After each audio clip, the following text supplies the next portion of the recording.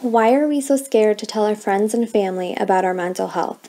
Well, let's talk about that. Now, I completely understand that I've talked about this in other episodes, but today I really want to break it down for you.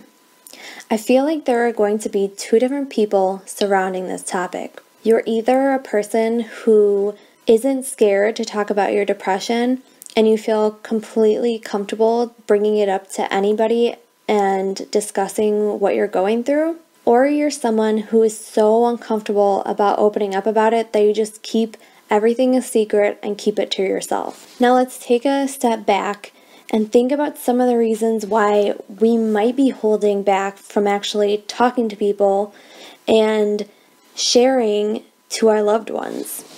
Here are some common concerns. You feel like they aren't going to take you seriously, or you think that they might not think the issue is a big risk and isn't that serious. You might be afraid, overwhelmed, and unsure how they're going to take it. You're worried about them asking those uncomfortable questions. Some might feel like their loved ones and friends will judge them or even doubt them. Maybe they will try and talk over you or even lecture you about how you feel and what you're going through. Some might feel with exactly what's going on right now in the world that they already have too much things to worry about, so you don't want to worry them even more. But we need to remember that depression is a real mental health disorder, just like any of the other mental health illnesses. And it's very unlikely that it is ever going to go away. I know that your loved ones don't want to see you suffering. So by opening up to them and giving them a look into some of how you're feeling can allow them to start walking alongside you. And as you take those steps towards treatment and recovery, you'll have somebody right there by your side walking with you. Having depression can make you feel so isolated, but it doesn't have to be. So today, I want to share with you 5 tips to help you find ways to approach those conversations with your friends and your family. First one is to just start somewhere. I know it's not going to be easy, but we all must start somewhere, right? You don't have to share all your feelings at once, and you don't even have to try and cover everything in the first conversation. But the truth is that you don't have to carry so much of this heavy weight all alone. I also know you're scared, but just think about how freeing it is going to be to finally open up to someone. Start with someone you know you can trust.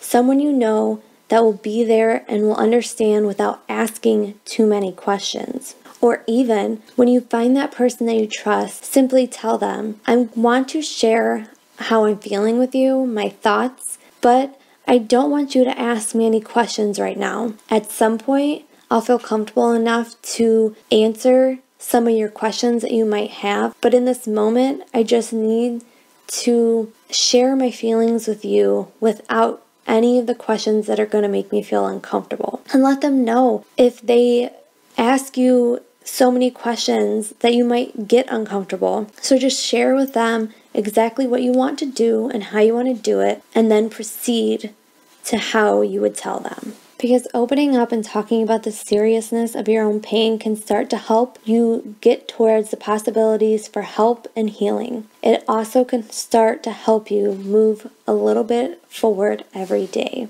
Next thing you can do is broaden your list of supportive people. Now, I know you're like, come on, Dolores.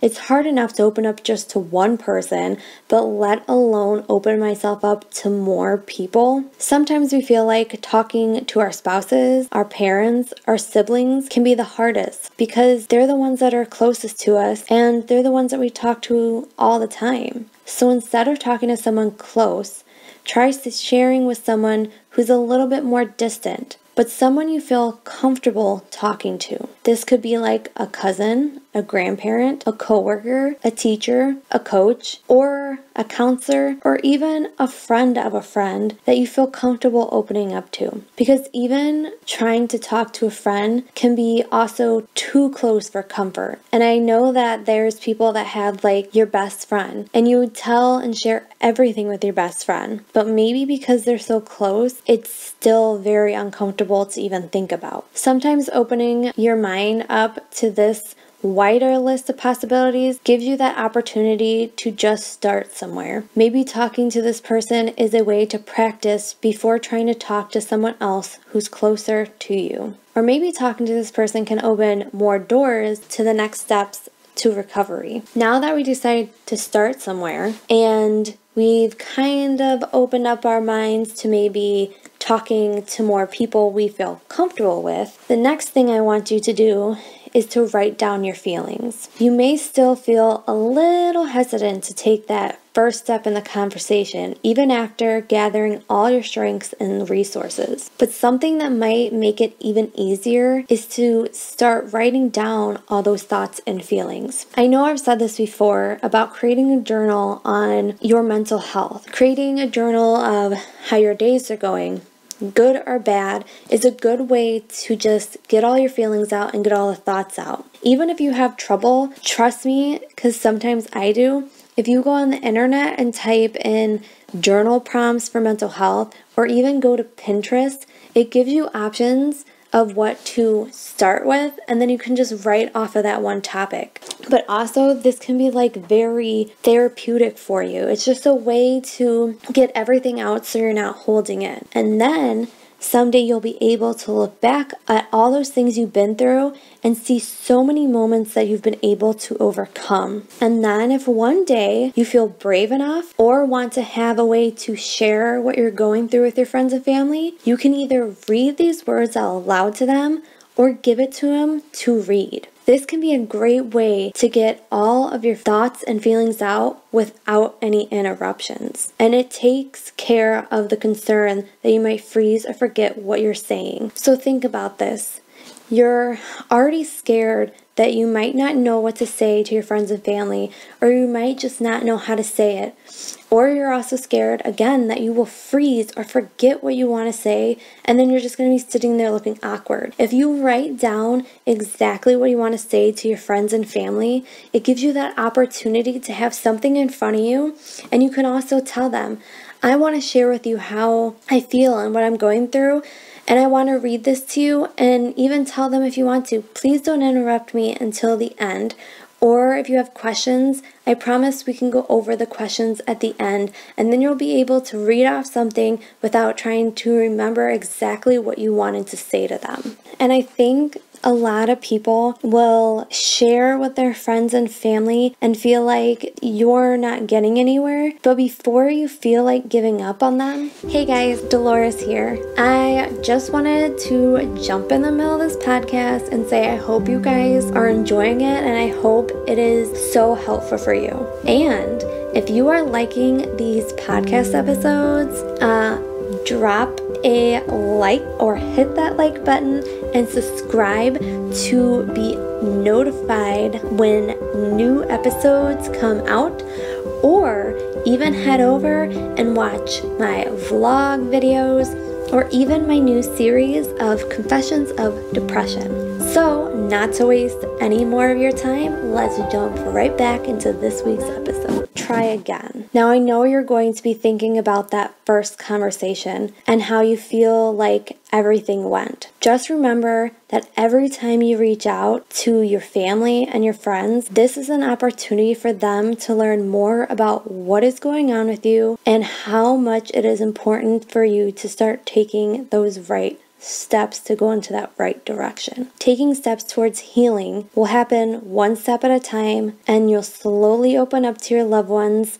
so they can come along with you on your journey to recovery. You're going to need to learn how to grow your ability to share those sensitive parts of yourself, and it's going to take some time for your loved ones to embrace your truth and find the ways they can support you. So learn to be patient with the ones you love. It may not be easy in the beginning, but hopefully the more you open up, the more they will start to understand and the easier it'll get in the future. Of course, first time you open up to somebody about what's going on with you, and if they're not somebody who quite understands what you're going through, it's going to be hard for them to comprehend. But do believe that the more you share with them and the more maybe they can walk aside you in their journey to recovery and healing, the more they'll be able to understand exactly what's going on and what they can do to help you. Even if you open up to them, that gives them also an opportunity to go out, research more, and find ways that they can be supportive to you. So even if that first conversation isn't exactly the way you want it to go, just remember that your family loves you and even your friends love you and they always want the best for you. So if it doesn't go good the first time, try again. And maybe the second or even the third time, it'll go a little bit better and they'll be able to understand a little bit more. The last thing I want you to remember is that reliable help is always available. Family support is very important. It can take a long way to help you in the early stages of recovery and in the long run. But also remember that your family support can't be your only healing resources. If you find reaching out to your family is hard, then you are hoping for, you can always reach out to a treatment center or find the right therapist to talk to, and you can expect a compassionate and supportive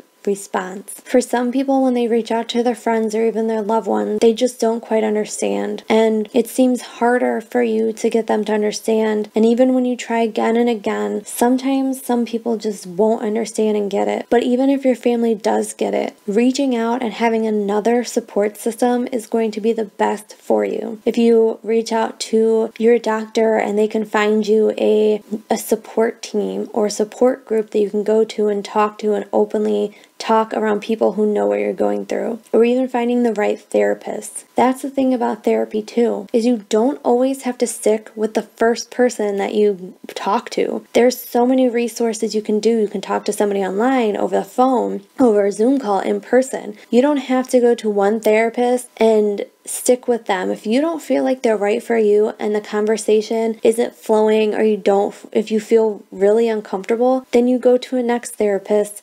You find the one that's right for you, the one that you feel comfortable talking to, the one where you can just be yourself. The opportunities for compassion and a supportive response from somebody is out there. You just got to find the right people to support you. No matter who you decide to open up to, part of the conversation should be about the kind of treatment you want to seek and how they can help you. So once again, I want to share with you the 5 tips. So the first one is going to be just starting somewhere. It might not be easy, but it's going to be so worth it. Then you're going to broaden your list of supportive people. The more people you can open up to, the more support you'll feel like you have. Then the third one, you're going to write your feelings down. This can be a great way to gather all your thoughts and all your feelings. Number 4, I want you to try again. Don't give up on your loved ones. It's going to be hard for them to understand, but the more you let them in, the easier it should become. And last, remember that reliable help is always available. Being scared to tell your loved ones is okay, but finding the courage to finally open up to them can feel so freeing. And the more you share, the easier it's going to be, and the more they will start to understand and support you, and even might walk with you through this journey to recovery. I hope these 5 tips can be helpful for you, and it can help you take the right steps to sharing and opening up to your loved ones. Remember to just take it one day at a time, and like always, I will leave you with, you are never alone, and I love you.